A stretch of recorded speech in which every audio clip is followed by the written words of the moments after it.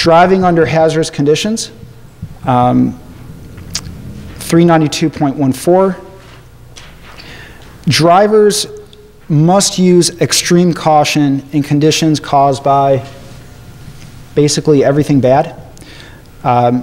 Be aware that many states actually go one important step further than this. For example, in Michigan, our CDL manual says that a truck driver is required to actually reduce his speed by 2/3 of the posted speed limit when he has extreme driving conditions. So the takeaway for all of you with this rule is this.